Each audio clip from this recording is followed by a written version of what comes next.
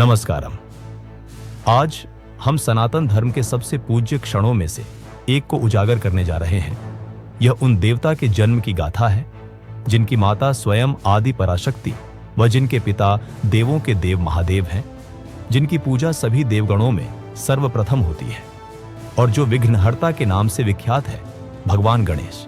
हमारी गाथा उस क्षण से आरंभ होती है जब माता पार्वती ने अपने निवास कैलाश पर एकांत की इच्छा की। शिव पुराण की रुद्र संहिता सती खंड में स्पष्ट वर्णन है कि भगवान शिव के गण, जिनमें प्रमुख नंदी भी शामिल थे, केवल उन्हीं के आज्ञा के अधीन थे। जब देवी पार्वती अपने निजी अनुष्ठान या स्नान में लीन होती थी तो महादेव के गण उनके आदेश को प्राथमिकता देते हुए माता पार्वती के कक्ष में उन्हें आने से नहीं रोक पाते थे। इसलिए माता को एक ऐसे निष्पक्ष और पूर्ण समर्पित द्वारपाल की आवश्यकता थी जो महादेव या किसी अन्य देवता की परवाह किए बिना केवल उनकी आज्ञा का पालन करे। यह उनकी स्वतंत्रता व व्यक्तिगत एकांत को स्थापित करने का एकमात्र संकल्प था।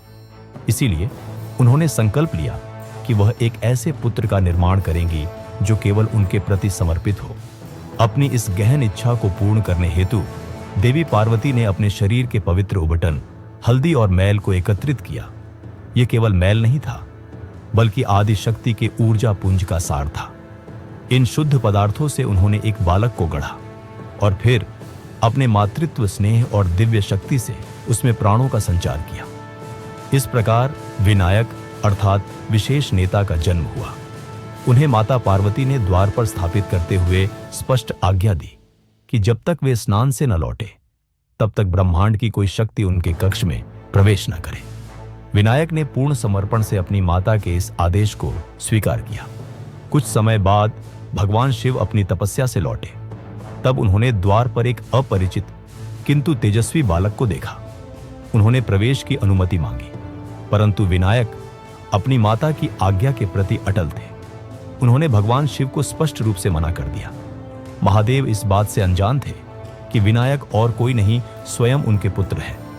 महादेव के गणों ने भी उस बालक को समझाने का प्रयास किया, किंतु वह अडिग रहा। दूसरी ओर महादेव को स्वयं सृष्टि के संहारक और कैलाश के स्वामी होते हुए भी एक अपरिचित बालक द्वारा रोके जाना अपना अपमान लगा। इसलिए जब प्रेमपूर्ण आग्रह विफल हुआ तो क्रोध ने स्थान ले लिया। जब विनायक ने महादेव को युद्ध के लिए ललकारा तब महादेव ने पहले अपने गणों को भेजा, लेकिन विनायक ने अपनी मातृशक्ति से उन सबको परास्त कर दिया। जब गण हार गए तो ब्रह्मा, विष्णु और अन्य प्रमुख देवता देवराज इंद्र सहित स्वयं महादेव और उस बालक के बीच का विवाद समाप्त करने हेतु प्रकट हुए। वे स्थिति की गंभीरता को समझते थे और जानते थे कि महाकाल के क्रोध का परिणाम क्या हो सकता है।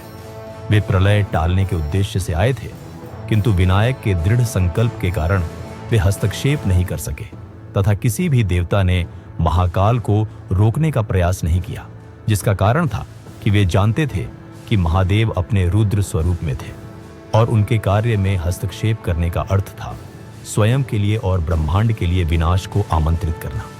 अंततः महादेव और विनायक के बीच एक भीषण युद्ध छिड़ गया और महादेव ने क्रोध में आकर अपने त्रिशूल से विनायक का मस्तक धड़ से अलग कर दिया, जिसके पश्चात समस्त ब्रह्मांड में हाहाकार मच गया। सभी देवगण, आर्षि मुनि व अन्य प्राणी इस कृत्य को देखकर भयभीत व सन्न रह गए। जब माता पार्वती को झांत हुआ कि उनके पुत्र की हत्या कर दी गई है, तब उनका क्रोध इतना प्रज्वलित हुआ कि उन्होंने समस्त सृष्टि के संहार का संकल्प ले लिया। तब सभी देवताओं ने मिलकर माता पार्वती से विनती कर उन्हें शांत किया, ये आश्वासन देकर कि विनायक को पुनर्जीवित किया जाएगा। अंततः उन्होंने अपने स्वामी की भूल को स्वीकार किया, जिसके पश्चात महादेव ने अपने गणों को आदेश दिया कि वे उत्तर दिशा की ओर मुख कर सोए हुए पहले प्राणी का मस्तक लेकर आए।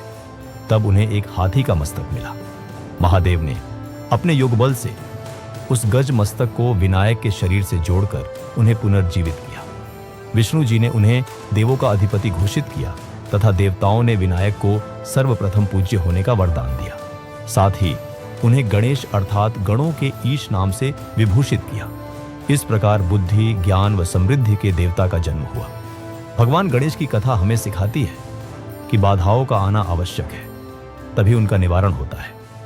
मातृशक्ति के प्रतीक उनके जन्म की प्रत्येक कड़ी एक गहन अर्थ रखती है। जय श्री गणेश।